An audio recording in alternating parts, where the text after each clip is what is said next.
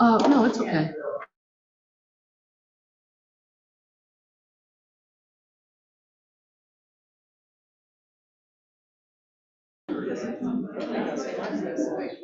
Okay, recording has started.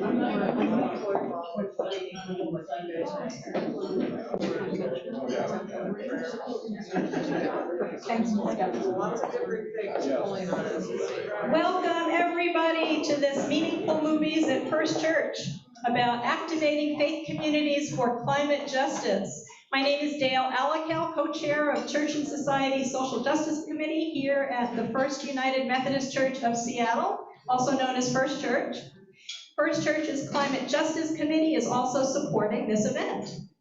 Meaningful Movies at First Church is one of about 30 venues of the nonprofit Meaningful Movies Project. At each venue, people come together and learn about social justice and environmental issues and how to take steps to make our world more just and more sustainable. Our speakers may refer to the film The Letter, which is about Pope Francis's encyclical on climate change.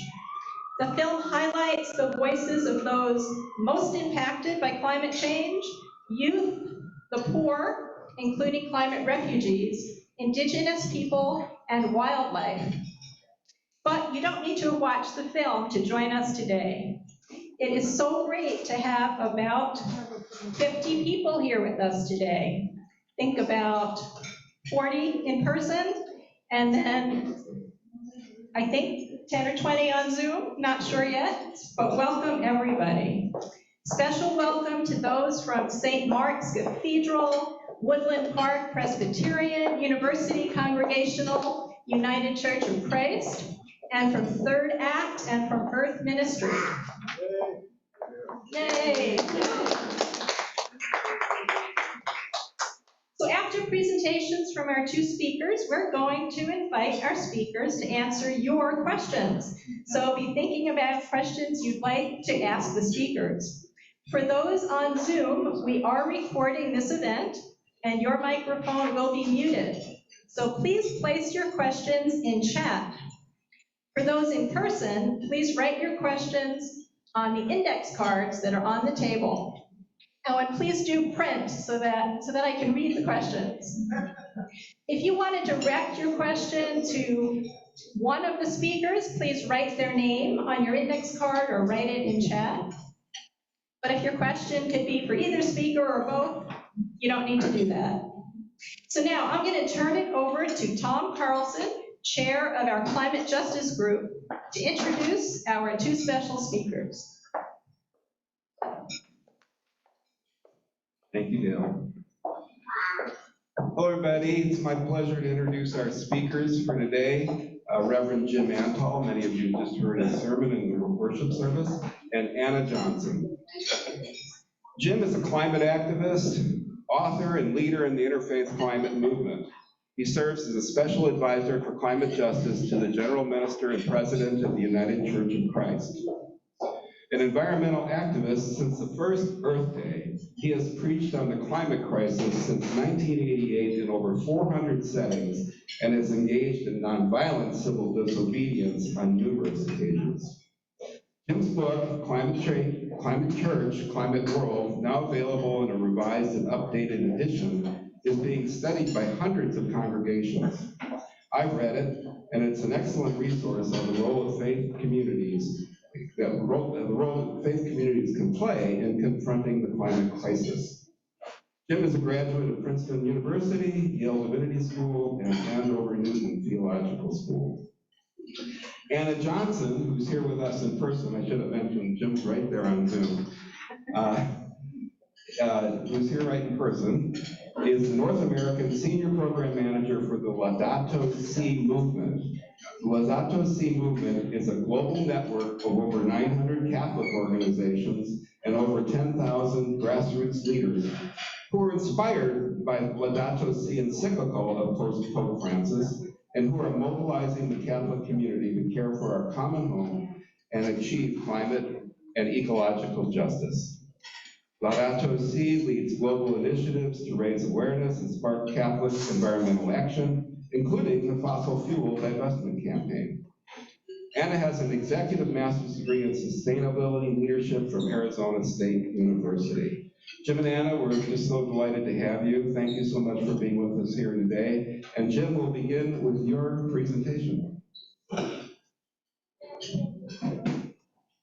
All right, so can you all hear me?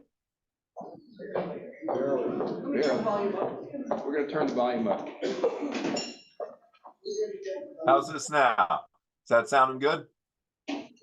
It's better. Try again. Go ahead, Jim. How about now? How's that sounding? Louder, maybe? A little bit louder? I think we're out of match. Let's keep trying. We'll make this work. Shall I go ahead? Yeah, that's good. Yep, we're good. All right. All right. Well, listen, thank you to Dale and to Tom and also to your pastor. I'm really grateful for this opportunity to follow up to my sermon, and I'm delighted to join Anna as we set the stage for responding to your questions. Let me just begin by offering 6 brief takeaways that will supplement my sermon. And for those of you that didn't hear the sermon, you'll get a sense of where I'm coming from. First, we have to recognize that a majority of people worldwide are living amidst increasing inequality, poverty, hunger, homelessness, and a lack of potable water. These systemic, interrelated injustices are all casualties of the unjust acquisition, extraction, distribution, and profit from the energy stored under our feet. Congregations need to get involved in advocating for and supporting aggressive policies to restore God's creation. Let's be clear, this is not a partisan exercise. It is right and good for the church to advocate for the restoration of creation, the elimination of racial inequity, and the transformation of economic inequality. We'll tell the fullest truth when we demonstrate how these injustices are all linked to one another.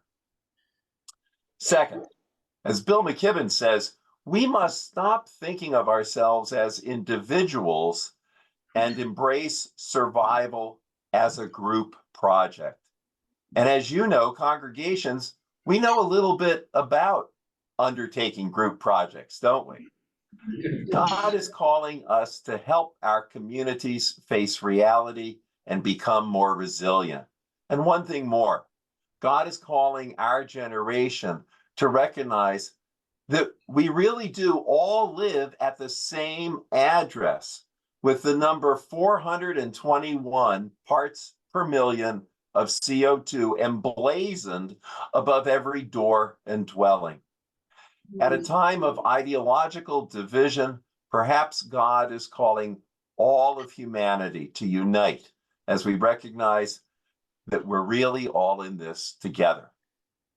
Third, thank God for the scientists and engineers. We now have all the technology we need to end our dependence on fossil fuel. And as I pointed out in my sermon, we must take every opportunity to support science and facts while resisting science denial. Fourth, I am haunted by our human capacity to get used to almost anything, to accept injustice and violence as normal, to settle for a world in which billions are dying from heat, disease, lack of water, or extreme weather. It's our tendency to normalize, to periodically reset and readjust to a new baseline that allows us to turn the page when the day of reckoning arrives. Churches can counteract this by creating a safe space for people to grieve over what we've already lost, as well as our current assaults on God's creation. As the prophets remind us, our cries of lament can empower our demands for justice and restoration. Fifth, we need to accelerate the process of waking up the church so that people of faith refuse to accept the wrecking of our common home. God is crying out to us to embrace a new vocation as we respond to the intersectional injustices of the climate crisis, racial inequity, and economic inequality, and an ongoing attack on our democracy. And so congregations need to get involved in advocating for and supporting policies to restore God's creation. Again and again and again, what becomes clear is that we can address climate change and create jobs. We can address climate and reduce racial injustice. We can address both climate and economic inequality. It is right and good for the church to advocate for the restoration of creation, the elimination of racial inequity, and the transformation of economic inequality. And finally, all of this necessitates what I think of as a new understanding of and practice of both gratitude and hope. First, gratitude. A centerpiece of every religious practice and perspective is gratitude. Once we imagine a higher power, we realize that life itself is a blessing, it's a gift. We realize that we had nothing to do with creating life, nor did we play a role in bringing ourselves into existence. And so gratitude is born. Well, it's time for us to connect gratitude to action. It's time for religious leaders and people of faith the world over to recognize that whatever you may be grateful for, that blessing is now threatened by the climate crisis. Since the degradation of life on Earth is now pronounced and accelerating, a grateful heart is not enough. Because soon, that blessing, that aspect of nature for which you're grateful, soon it will be lost. And so faith leaders and communities need to express our gratitude by taking action, by engaging in what Jewish leaders call tikkun olam, which means repair of the world. As for hope, we must embrace hope as engagement. We must exercise hope as if it were a muscle, because hope is a discipline. Illustrates what I mean by hope. If Harriet Tubman had compared the 70 slaves that she freed to the 4 million who remained enslaved, she might have given up. Her hope and leadership were not based on the dire math of reality, but on a calculation of faith. Hope is not empirically demonstrated.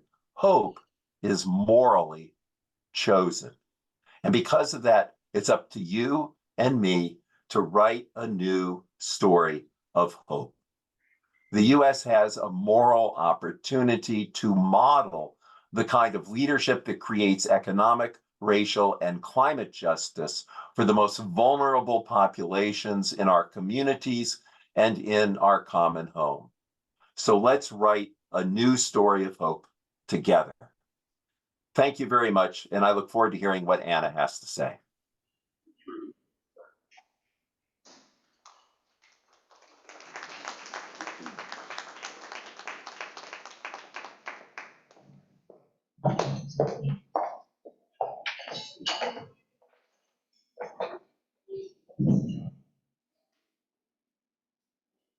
All right, can you hear me? Yeah. Awesome.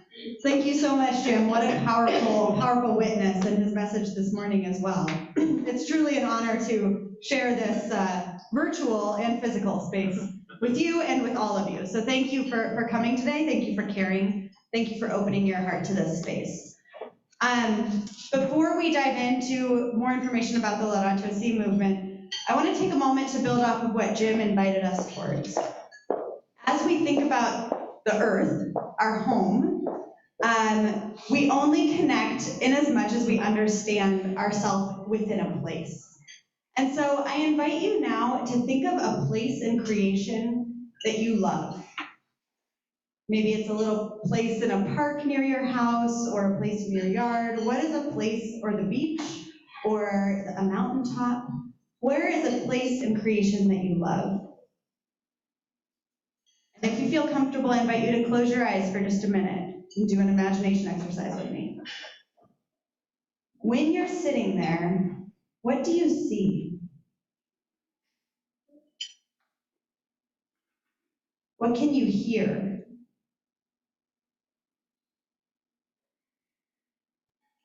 What can you smell? What do you feel? And maybe, what can you taste?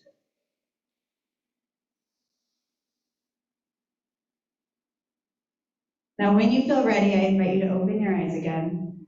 And maybe, if you're comfortable, shout out, how do you feel now? Rooting yourself in space. Wonderful. Calm. At peace. At home. Blessed. Alive. Oh, what wonderful words, right? And this is what, when we are in authentic relationship with our home, with our place, this is what it offers us. And when we recognize that we love this place, that we are each rooted, right? Anna, myself, I have a special place, and I feel like that place knows me, and I know it. And when I understand, as Jim said in his sermon this morning, that the earth is sick and is on a path towards dying, if someone I love is sick, I'm going to dive into reading as much as I can about that sickness, right? I'm going to think about if they're living in my family and maybe it's like, you have to give up this type of food to save them, or like to make it so that their sickness doesn't get worse. I'd give it up in a second, even if it was my favorite food, right? I would do whatever it took to make sure that I could help that person that I love to start healing. And so this is this urgency that Jim is speaking about, I believe, as well, of saying, how are we impelled to move forward to protect this place that we love, this thing that we love. Place for me is, as you drive I-5 south towards Portland, just off of exit 68, there's a river there called the Cowlitz River. And whenever I'm asked to do an exercise like this, I think about that place, sitting along the Cowlitz River, surrounded by these trees that are taller than the eye can see, and the birds chirping, and the sound of the water rushing over the rocks. And I just feel that peace and that aliveness that we talked about. And yet I know that that place that is so dear to me is hurting. I know that the winters aren't as cold, and so the pine beetle continues to live through the winters, and that those trees are at risk of the pine beetle. I know that our summers are getting hotter, and so there is depletion of the groundwater, and so that wildfires are more likely to rip through there. And in fact, this last summer, they came really close, and I was watching the news to make sure that they didn't reach that space with, just that my feeling in my heart and my throat. And so we know what the science is leading us towards of how this could go. And this hope that we're called to is we also have to think about, we have to know how bad it can be, but we also have to think about how good it can be. And so thinking again about your place, what does that place thriving look like? I think about the birds coming back in full force to mind. I think about the richness of the water, the health of the water coming back. I think about that river being full of salmon again, as it was before. And so what am I willing to do to help get there? And so Laudato Si Movement is a movement of people, just like you and me, all around the world, who are trying to root our action in this deep love we have for God's creation. And so some examples of how they're doing that. When we understand the gravity of where we're at, it can take us to that next step of what we're called to commit. You know, you think about the nonviolent direct action or otherwise. So some examples are doing things like having zero waste meals, like we're having here today. Different parishes are exploring that, and I was working with a parish in Arizona that was fully on styrofoam for their services after Mass, and they've moved to reusable plates, and they now have from styrofoam to reusable plates, you know? That is a huge step. We have what's called Laudato Si animators, people who are trying to animate this vision of Pope Francis of caring for our common home. We have some in Uganda, in East Africa. And in East Africa, they are currently working on what's called the East Africa Crude Oil Pipeline. And they're passing new bills for further drilling and exploration to try and pull more crude oil out of the ground. Now, what anyone who has the science knows is that we cannot pull any more oil out of the ground. We need to stop immediately and shift our entire way of how we're engaging with the energy production. And so, along with that, we also know that when we drill for this, it destroys the earth around. And these animators in Uganda are in love with their land, because of course they are, just like we are. And so they are protesting on the streets to stop this pipeline from going in. And now we have animators in England, and when they heard about this, they said, well, wait a second, who's financing that? Who's funding the drilling that's happening? They found out that it was some of the banks in their own country.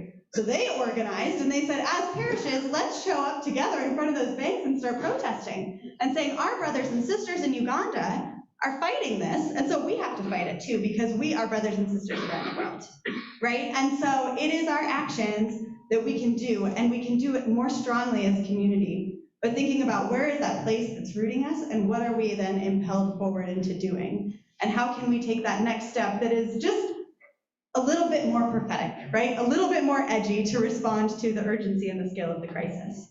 And everyone coming here today, watching the letter, listening to the sermon, continuing to dive into this, you're doing that, right? You're being uncomfortable.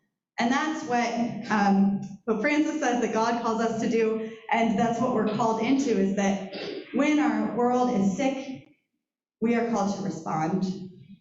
And so thank you for being here and doing that. I look forward to your questions.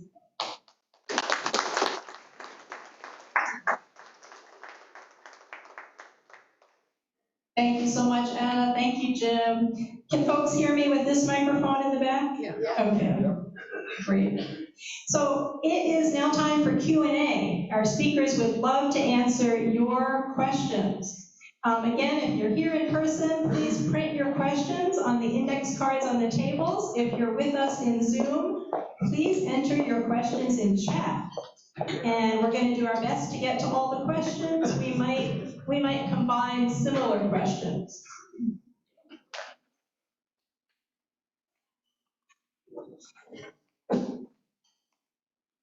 And could I offer a comment on something Anna said? Sure, go for it, Jim. So Anna, that was a fantastic opening. Thank you so much. What I wanted to lift up was how you opened your comments when you said, think of a place in creation that you love. The most effective thing I did in my 20 years as a pastor around climate was, it was exactly what you did, Anna. I said to my congregation like 3 or 4 weeks in advance of my Earth Day sermon, I said, would you please send me a photograph of the place on Earth you love? And then the cover of our bulletin had about 30 different photos of all the places that I had, all the photos that I had received. And the people who sent them, their names were not affiliated with the photos. So that all there was this collage of beauty. And we handed out, we didn't normally have color bulletins or anything like that, so we had them specially printed. We handed these out to the folks. I had about 200 attending in my congregation, and this was in Shaker Heights, Ohio. And as people looked at these photos, knowing it was Earth Day, they just began to cry. They didn't need a sermon that day because they were already immersed First of all, based on the community that they had with each other in terms of their close friendships, they were immersed in each other's most lovely place. And they knew, as we all do, that it was all in jeopardy. So if any of you are from a different congregation, or for First Church Seattle, if you ever want to try that out, that sort of print your cover bulletin exercise, it perfectly picks up on what Anna was getting at in the opening of her comments. Thank you. Thank you, Jim. So here's a question. Please share ideas about how we can grow alliances across interfaith communities at this critical juncture. So this is similar to a question I was going to ask, which is, are there examples you can share with us of Christian churches, Catholic churches, synagogues, mosques, temples working together on this crisis? But whoever wants to start first. Go ahead, Anna. All right. Yes, there absolutely are. And it's some of the most powerful actions that we've continued to see. I think what we hear, for instance, in this country, when we advocate and when we speak to our elected officials, when we say that we are speaking from a place of faith, they listen in a different way, is what I've heard from them. And so coming together for interfaith days of action and advocacy, whether that be in Olympia or in local offices when our US officials are back home visiting, that those are incredibly powerful ways to come together across faith and say, we are people of faith coming together to do this. I think there's also an incredible power in leveraging the other spaces of power and strength that we hold. So one of those that I think was spoken about earlier as well is the idea of divestment. A lot of different religious faiths hold a fair amount of investments in different spaces. And so coming together and saying, we all agree that God created this amazing place that we call home, and that we cannot continue to fund its destruction. And so how can we pool our money together to say we are no longer investing in its destruction, but instead in its future? And so there's been amazing opportunities. For instance, I was recently invited into a gathering of Jewish leaders in New York via Zoom to talk about the Catholic divestment movement, and as they were exploring it within their own space. So some really powerful options and ways to connect along those ways. Jim? So I just want to begin by saying, Anna, you and I could do like a road show together, because it just seems like the way your mind works, and also the experiences you have, they so sort of connect with what I myself am up to too. Let me build on what Anna has said about divestment. We the two of us are speaking to a Methodist church, and as I mentioned in my sermon, which I recorded, several days ago, the General Convention of Methodism is meeting as we speak right now. And one of the things before the general gathering is the question of divestment for the Methodist denomination as a whole.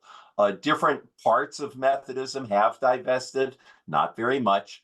There's enough other controversy that Methodists are paying attention to right now that has not allowed them to focus on this. But there is momentum building within Methodism itself to focus on this. The United Church of Christ, my denomination, was the first religious body and the first national body in America to divest.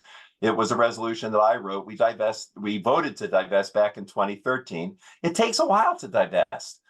My guess is your congregation has some endowment, and I don't know if you've yet decided to divest, but I hope you will if you haven't yet, and recognize it takes a while to maintain a balanced portfolio while you have purged yourself of fossil fuel stocks.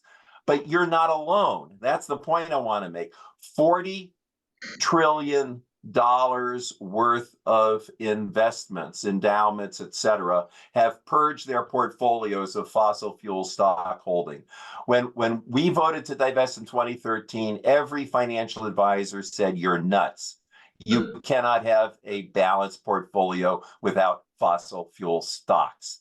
And within a couple of years, it turns out the major providers of balanced portfolios were offering portfolios without fossil fuel stocks.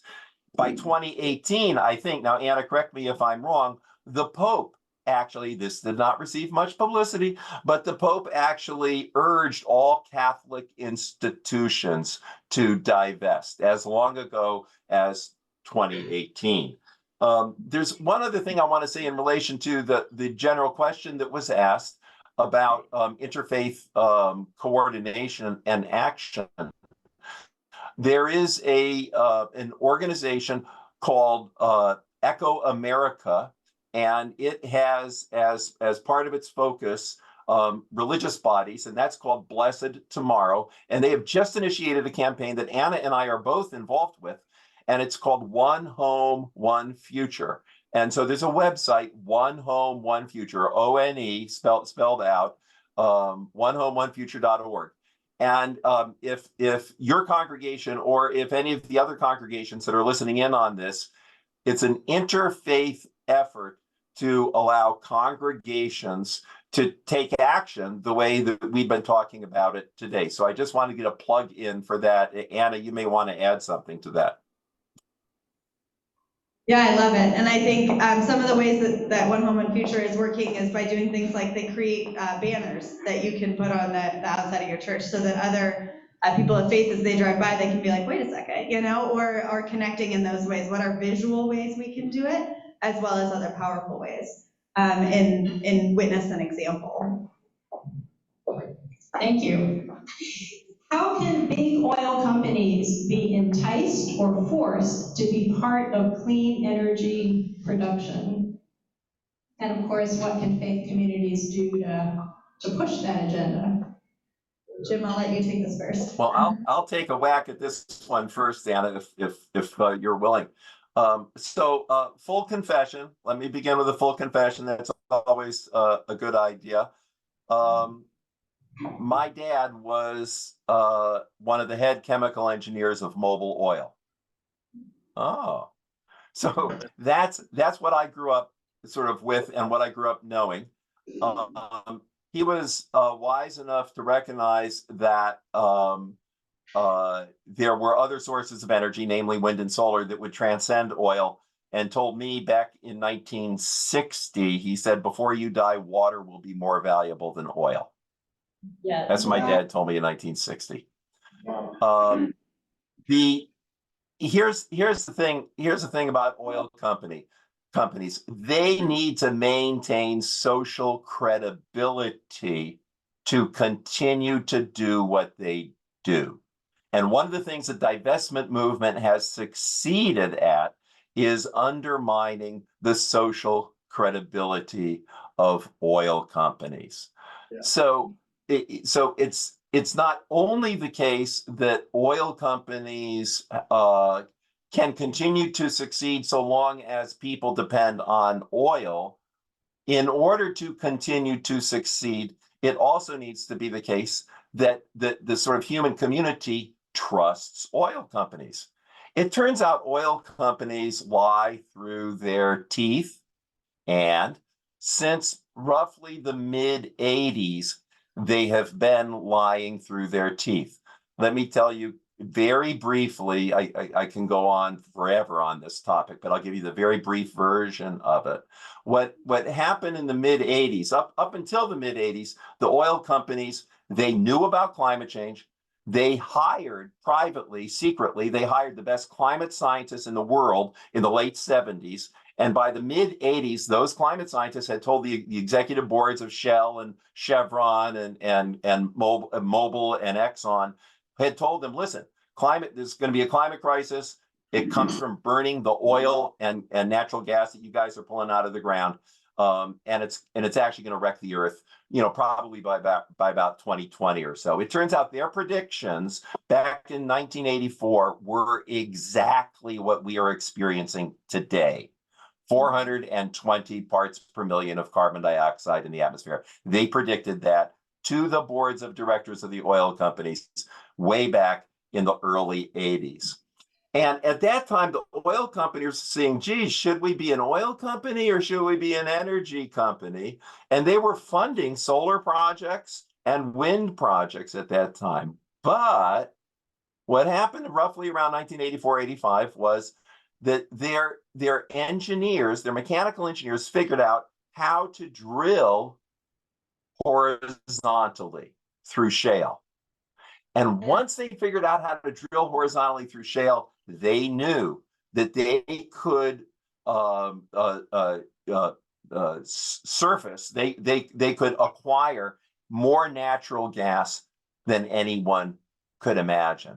So they fired the climate, the ocean scientists that told them that the oceans were absorbing the CO2, but it wouldn't last forever. And they said, you know what, we're going all in on fossil fuels. We're going to be oil and gas companies, to heck with solar, and we'll see how far we can go. Well, you might think that that's sort of a nightmare enough. If that's an accurate, and it is an accurate historic story, that would be nightmare enough to get people not to trust oil companies. But because we need gas and we need oil to heat our homes, it turns out people continue to use it. More recently, consistent with what I have just said, about a month ago, the CEO of Exxon was put on the spot. I forget who was interviewing him, and asked, surely you know the science of climate change, and surely you know that we cannot continue to extract oil and gas. What's your response to this? And his comment was very straightforward. He said, so long as it continues to make money for our shareholders, we will continue to do that. Full stop. So that's what we're dealing with. Anna, what do you want to add to that? Thank you so much. Right? When someone tells you who they are, trust them. Yes. Right? And the fact that they've been pulling the wool over our eyes for decades and decades and decades now is no joke. This is all shown to be true, and the documents all point towards that. So I think there's this element of we need to stay alert. And I know that we have a million things coming at us these days, right? And there's all these crises happening all over the world, and there's all this space of this intensity. I will name that. Before I got my master's degree, I would call myself a jack of all trades, master of none of social justice issues. I would speak on immigration one day and gender justice the next day, and then I would speak on climate one day, and then human trafficking the next, and just covering all of them. As I continued to be in those spaces, I began to see how climate was driving all of the other injustices.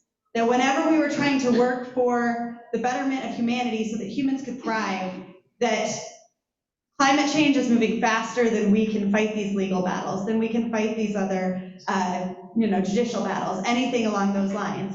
And so a cognizant that if we're trying to focus somewhere, not at the expense of the others, however, to be aware of, we need to be cognizant of this. And that the fossil fuel companies will continue to try to pull the wool over our eyes. It has come out, Shell created the idea of a carbon footprint. Yeah. Right? The idea that we each individually need to feel guilt for the fossil fuel production that we are creating, there is an injustice and an out of balance reality here, right? Because a lot of us cannot afford electric vehicles, right? And it's something we can go for, but if I have to drive my car that's not an electric car to come to give a presentation to all of you, should I be feeling guilt about that? No, the system is broken in as much as I cannot afford to pay for one of those cars. And I should still work for my own personal relationship with the earth and being in right relationship. However, to have that cognizant awareness of who's the bigger power at play here and how can we fight against that?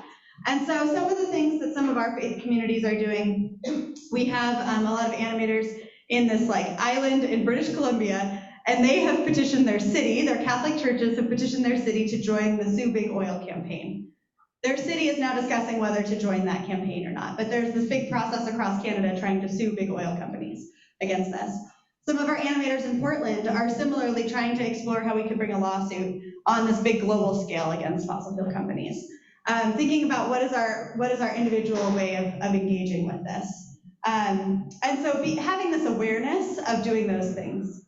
In addition to that, the more that we can raise our moral voice of saying we refuse as much as possible to engage in the fossil fuel industry. The Diocese of Lexington, Kentucky is a Catholic diocese, so a gathering of parishes, Catholic institutions, half of Kentucky. Now we here all know Kentucky, deep coal country, right? Not exactly the people that you think would be adopting this first.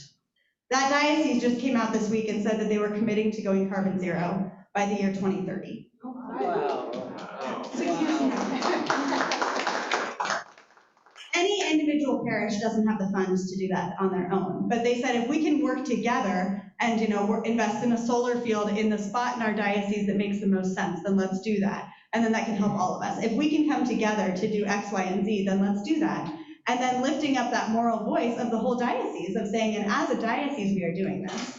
So again, that interfaith collaboration, that multiple space collaboration to say, if we can't do it on our own, how can we come together to create a big moral voice against this industry? Thank you. Great examples. Anna, I just want to follow up. I just want to follow up on one thing. In addition to what Anna has said, that I meant to say in my comments, in applause for the impact the Pope is having and has had on this, and I'm sure Anna knows this.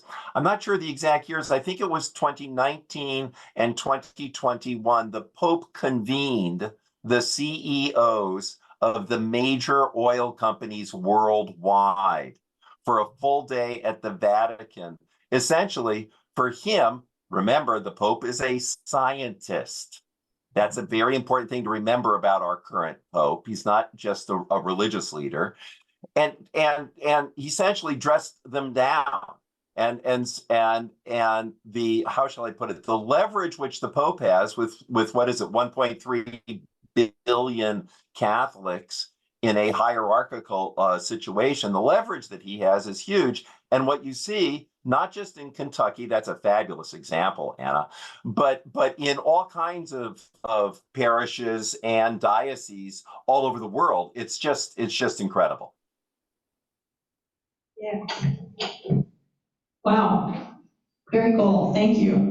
Here's a question. What's the most effective and urgent action we can take for our Earth as a united community of many faiths? So from what you've both been saying, divesting from supporting fossil fuel companies is critical.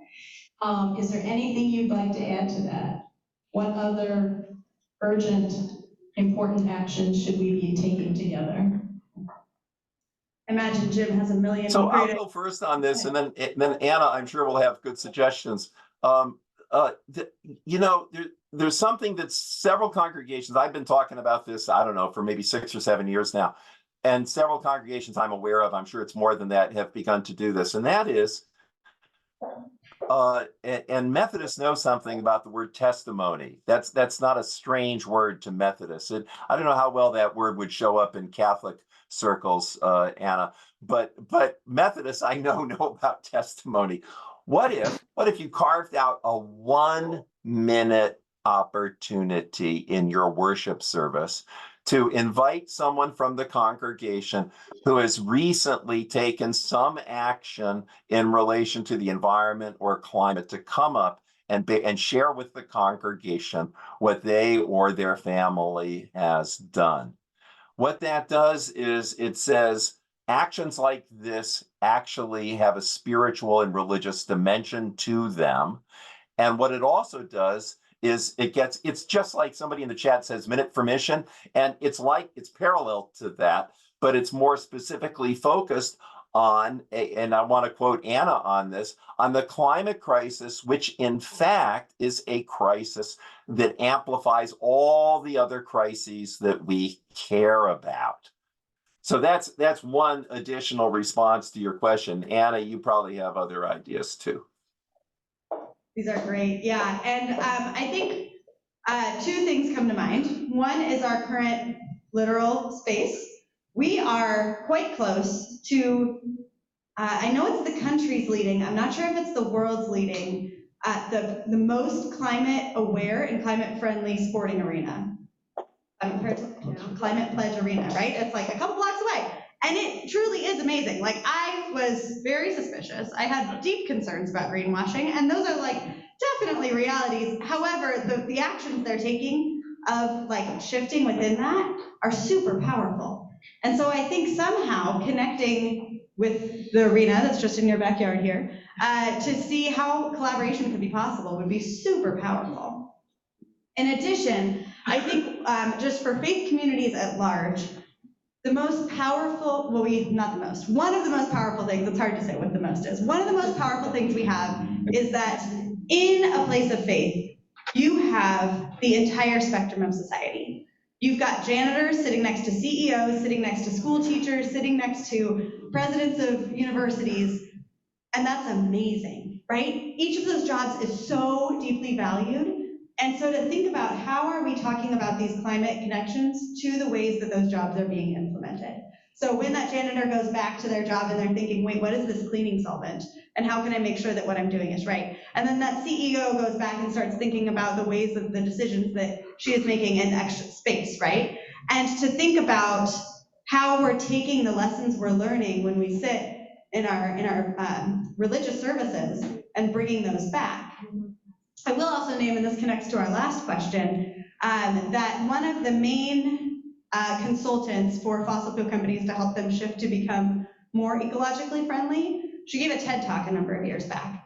And in that TED Talk, she said, of the 8 fossil fuel execs that have come to me, 6 of them came to me because my child learned about this in school, came home and said, Dad, what are you doing about this? Mom, what are you doing about this?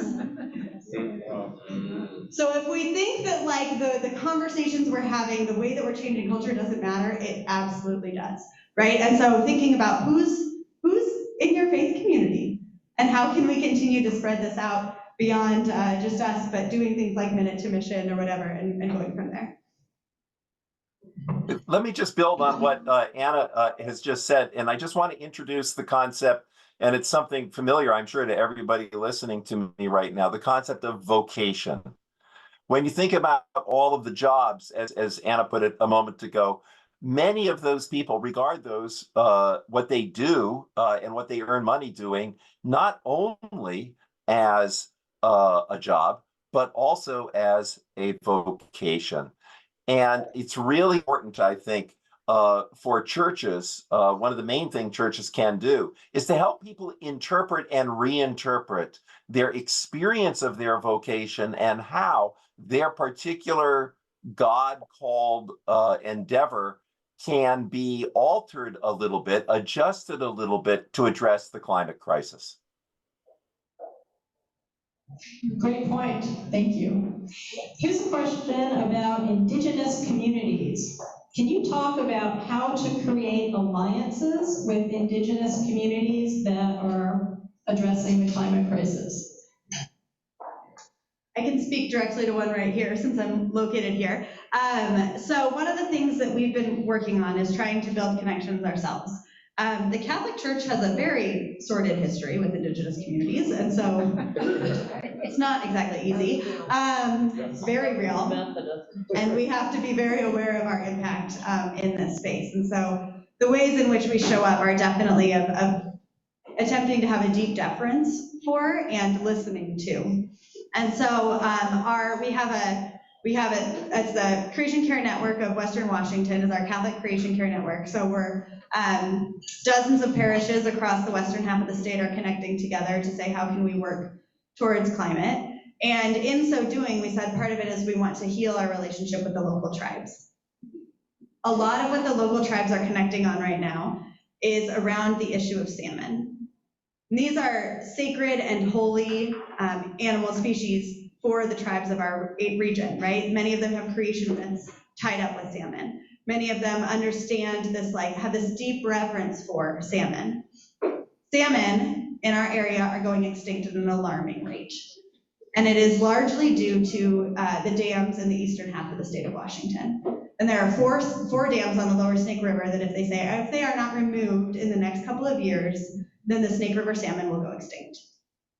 Like, they have done the science, they've studied the research of it, and then, so salmon are also, and this ties deeply into the religion and the faith and the appreciation, salmon are a keystone species, which means that in the biodiversity space, if they get taken out, then the whole ecosystem shuts down, right? They are a key part of like how everything functions. And so if we lose these salmon, we are down the road for a lot worse climate impacts because it's all connected. We're down the road for a lot less nutrients in our soil, a lot of our trees getting sick and dying, right? There's just all these interconnections. So part of what we've taken on these last 2 years with our Creation Care Network of Western Seattle is to continue to show up for these events, to attend town halls, to rally. We did a major campaign of writing to our elected officials, trying to get them to support taking down the dams. Inslee did just give a lot of money to explore that, right? And we're like getting there. And the question now becomes, are we gonna get there fast enough? Because it seems to be building, but it's like everything takes so long, right? So continuing to push in those spaces. And so part of the way that you do this is like, for us, we understand it's a long, long road. It takes a lot of humility, a lot of showing up, and a lot of like being willing to get a little uncomfortable and keep going, keep working at it, listening to what's going on locally. Because so many of the indigenous fights are just deeply rooted in the land where we are. And so that's been our experience. But Jim, I'm sure you've got some great things too. Well, first of all, I learned so much from what you just said. And also, it doesn't surprise me that in the Pacific Northwest, there's a sensitivity to this and a practicality to addressing it in more and more effective ways. I would just make an historical comment for folks because, I've been involved in the environmental movement, God knows, since 1970, since the first Earth Day. And from really the first Earth Day until, maybe 12 years ago, the environmental movement was largely a white movement. And what it began to happen after the Keystone XL pipeline demonstrations that I was part of organizing back in 2011, we intentionally went to change that. And ever since then, from roughly 12 years ago onward, the leaders in the environmental movement have been indigenous people, people of color, and young people. And any of the climate marches that have been organized, any of the major civil disobedience actions that have been organized, leadership has come from those three groups, from indigenous people, from people of color, and from youth. And those folks are featured. And the reason is, of course, because those communities, those three communities, are the ones most impacted and will be most impacted going forward by the climate crisis. So I just wanted to give that historical perspective in addition to what Anna said about your regional focus there. Great, thank you. This is a question for Anna. Can you describe some actions being taken in the Seattle area by local faith communities? Yeah, absolutely. I mean, there's the one that we were just talking about partnering with tribes around removing the dams on the lower Snake River. It's also a really important ballot initiative coming up this year. Seeing some nods, right? So you all kind of know about it, right? So like the opposition to this movement moving forward, which is good, is building. And so we're saying as people of faith, how can we sign on to making sure that this does not pass? And that we can continue to have cap and trade, and we can continue to have financing of ecological investments by our city and by our state moving forward. So that's a big one that's coming down the pike. No Oh, sorry. No on, yeah. No on 2117. So, if you want to write that down, no on 2117. It's being funded by the fossil fuel, well, anyway, not important, but it is important, but you can look into it.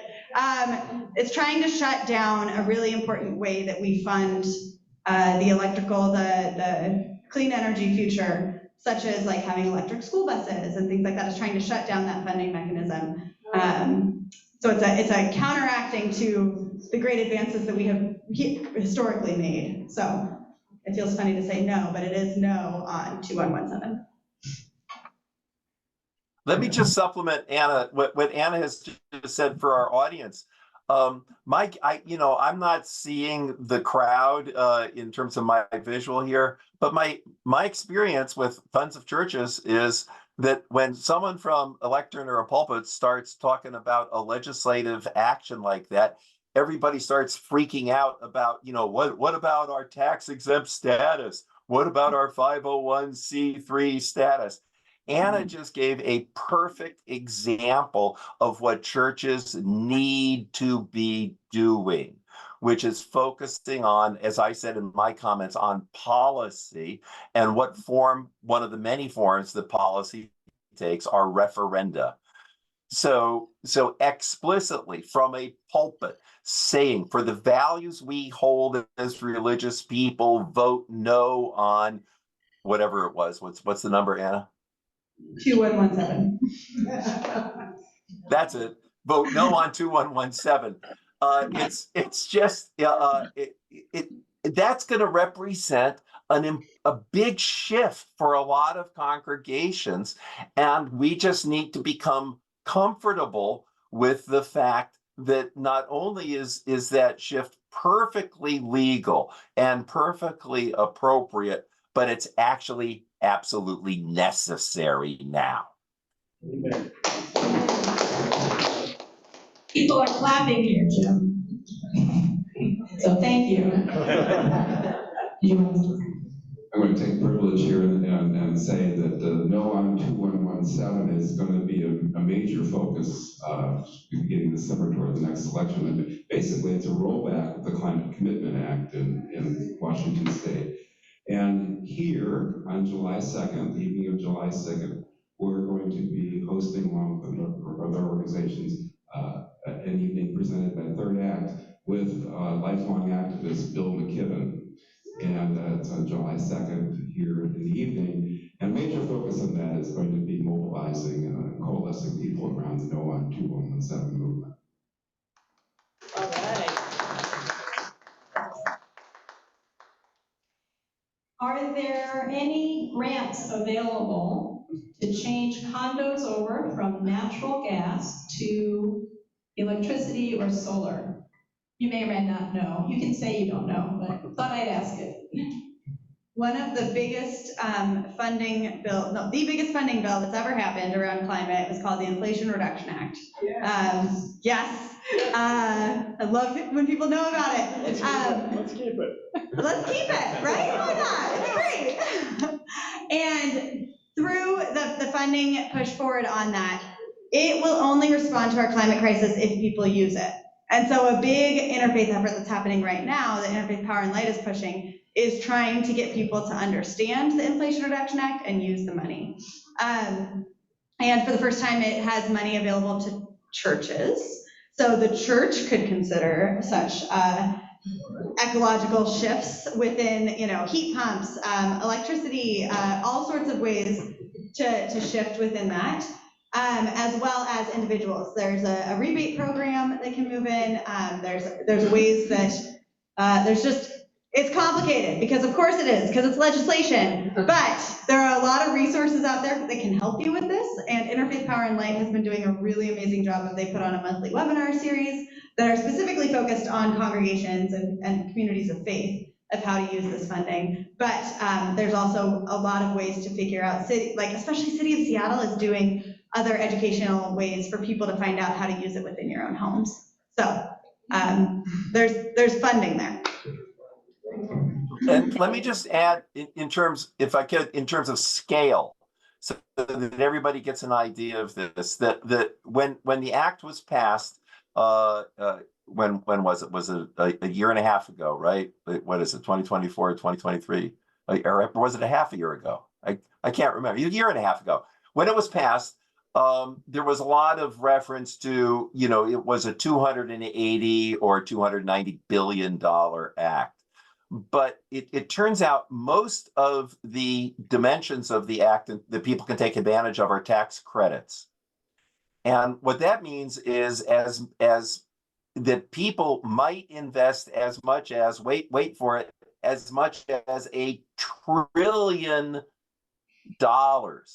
and get reimbursed because of the commitment within the act to just keep reimbursing. It just depends on how much people ask for and how much action they take in their home to make these changes.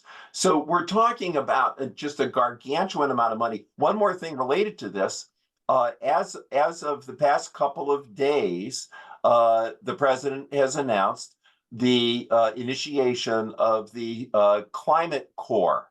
And Anna might want to add to what I say about this, but there's 10,000, maybe as many as 20,000 young people are going to be trained and dispersed all over the country. And what are they going to do? They're going to help people who want that tax rebate, but don't know how to make it happen, to both learn how to make it happen and how to install that heat pump or that solar panel or that wind thing or Nest thermostats or whatever the heck they're going to be doing. And there'll be 10 to 20,000 young people. Think FDR and the Civilian Conservation Corps. That's what the analogy is to.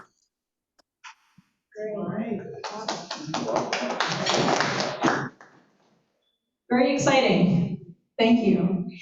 What about the plastic byproducts of oil production? Oil companies say that they can be recycled, but probably they're not being recycled. And a similar question from someone else is, there are so many objects made of plastic in the medical field, in our households. Does a plastic picnic bench versus a wood bench make sense when we were also worried about trees and wood? So how do we balance all of this? So first, plastic byproducts of oil production, and then how do we make these choices? Would you like to go first? I'll start off, Anna, but I'm sure you'll have things to add. There's so much that one could say in relation to this. What comes to my mind immediately is actually on the first question, the byproducts of oil production. The first thing that comes to my mind is the tens of thousands, it's probably hundreds of thousands of uncapped oil wells and natural gas drillings that are all over the Permian Basin in Texas and in New Mexico and Idaho and elsewhere throughout our country. And they're leaking like sieves right now. And so a significant percentage of the methane and other poisonous gases that are the result of oil and gas drilling are coming from abandoned oil wells and gas wells that just weren't profitable enough. So the company abandoned them. And this is the real direct answer to the question, and there is no regulation requiring those oil companies, if you're going to drill, then when you're done with it, you need to put a cap on it. There is no regulation requiring that. So that's one of the situations we are in. And obviously, the current administration has been working to impose more regulations on oil, coal, and gas. New ones were announced actually this past week that were very significant. But it's not every administration that will impose those regulations. Now, you see, that's as close as we can get to a 501c3 kind of a conversation. I can see Anna laughing. but we can get that close by saying it's not every administration that will do this. Anna, back to you. Go ahead. Great. That was a good threading the needle. I loved it. Yes, I think plastics have gotten a ton of attention, right? And I know that the Earth Day message was around plastics. So plastics are super important. In October last year, Pope Francis in 2015 released this Laudato Si, which he was calling the Catholic Church and actually all people of goodwill to care for our common home and respond to the crisis. Last October, he released a shorter document, 12 pages long, that basically was like, hey y'all, you weren't listening. Time to get your act together. And so this is a delicate needle to thread, because I strongly believe that my personal choices to try and reduce plastic as much as I can in my own life are deeply important for my authentic living with creation, right? Like, it is important for me in that process to do that, right? So for my sense of my well-being, my relationship with God, my relationship with my neighbors, and my relationship with all of creation, I need to do that for my own soul. However, in this document, Pope Francis says it's not enough. We do it for ourselves, but that is not going to change the systems and build in the regulations, and it's not going to create the change that is needed. And so if we're thinking about a plastic bench versus a wooden bench, yes, discern that, think about that, and then write your elected officials, and then write the companies, and think about doing this, right? I just saw a statistic that came out that said, like, the only thing that really works around plastic bags is like a ban, a legislative ban on plastic bags, right? And so discern it, think about our own personal relationship with creation and with God, and then write the people who hold the power and protest about it and raise our voices at that other level too. We should think about advocacy as an important part of every decision that we're making. Thank you. We have time for one more question. It's a general question. In the face of devastating news reports of climate impacts, where does your motivation and strength for sustained action come from? For me to go first? Okay. I have a 2-year-old daughter, and I read the news, right? I like work during my workday, and I'm reading the news, and I'm getting news alerts of like the devastation that is happening, and then I pick her up from daycare, and I do my best not to cry in her face because she doesn't need that from her mother, but because I'm sitting here and I see the future we are projected towards that she will live into. And it is so hard. But then we go and we walk through Seward Park, and we walk through this old growth forest, right? And we're seeing things, and she loves moss, and she loves petting the moss on the tree and just like telling me about it. It's soft, and green. And then her new favorite word right now is one that she proclaims all the time when we're walking through the forest, and she just looks up and she goes, "Hallelujah!"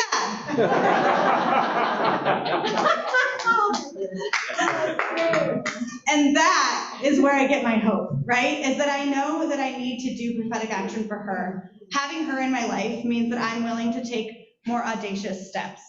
And I can't be with her and not be praising God, right? It is this alleluia faith. It is believing that our God came to earth and loved the earth so much, and then died and then came back to life. Like, crazy miracle, right? And like to think about that sense of like, how are we called to live alleluia? And so I asked her today, I said, she doesn't have a lot of language, but I said, I'm going to a church today to talk with the wonderful people there about what's happening to our earth. What should I say? And she goes, "Mama, alleluia."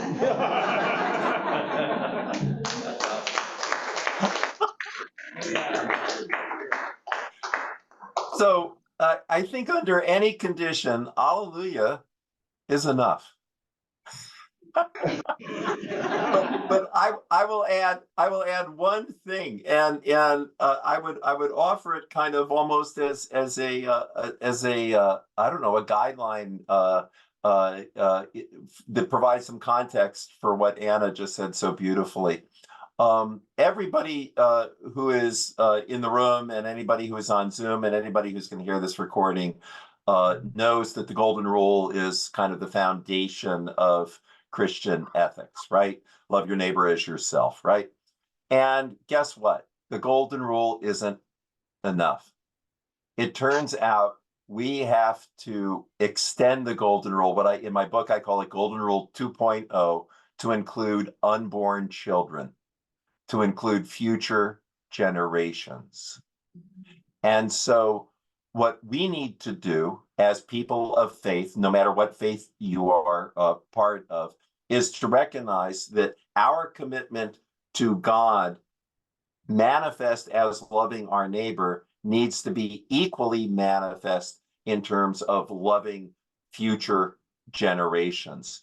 And that means that we have to, scratch our heads and wonder, how is it as a lawyer? How is it as a janitor? How is it as a teacher? How is it as a whatever it is your vocation is to do?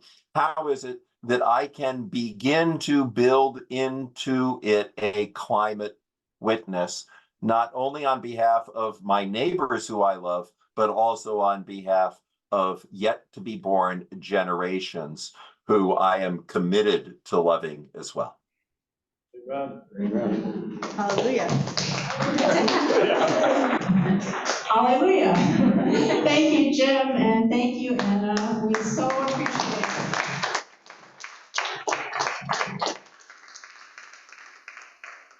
We so appreciate your wisdom and your leadership on this. So thank you so much for joining us. A couple of announcements. Next Sunday, May 5th, at the First Church 10:30 worship service, several church members will share perspectives about climate, and their reflections will be called Hope, a status report. And then on Sunday, May 12th and Sunday, May 19th, from 9 to 10 a.m., First Church's adult education class, led by Wally Schaefer, will discuss ideas from Jim Antal's book, Climate Church, Climate World. So please join us for those discussions. And then I'll repeat the announcement Tom made earlier. Mark your calendars for Tuesday, July 2nd at 7 p.m. here at First Church for a very special evening with Bill McKibben, presented by Third Act Washington. And that event also will be live streamed.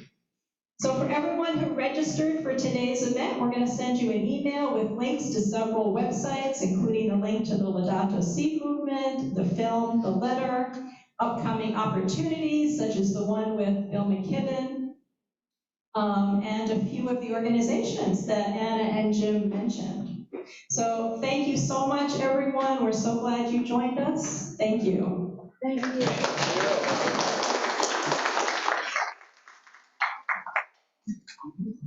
One last thing, if someone lost something that they normally wear on their wrist, please come talk to me. Ooh, mysterious. Hey, everybody. Did you end the recording? Not yet, I can do that again. If you are here in person and you didn't register for the event and you want to